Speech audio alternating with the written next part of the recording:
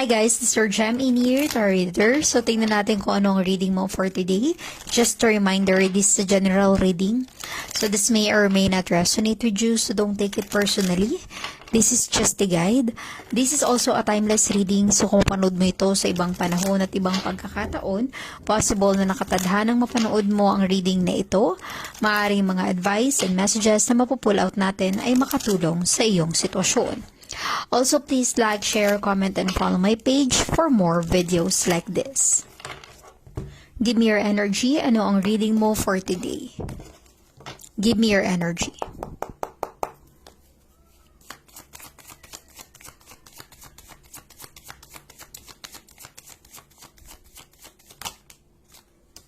Okay.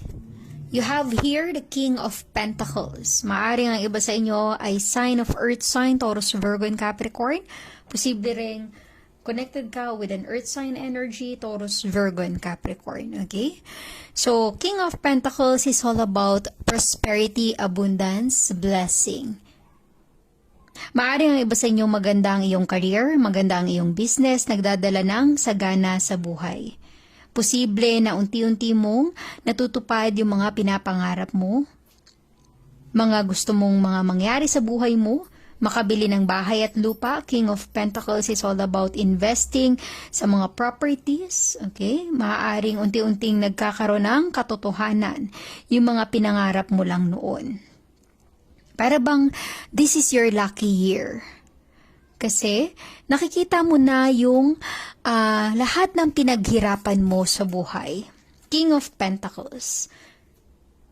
Hindi instant yung pagyaman mo or hindi instant na makuha mo yung mga ninanais mo sa buhay. Minsan kailangan mong magsumikap, pagtrabahuhan, paghirapan para ma-achieve yung goal mo. Okay? Posible rin para sa iba connected with someone na may kaya or mayaman. Para sa iba, maaaring connected ka with someone na mahilig magregalo. Okay? Materialistic. Kumbaga, mahilig magbigay ng mga material gifts. Okay? So, posibleng connected ka with this kind of person na talagang very showy sa kanyang nararamdaman through gifts. Kumbaga, doon niya pinapakita kung gaano ka kahalaga.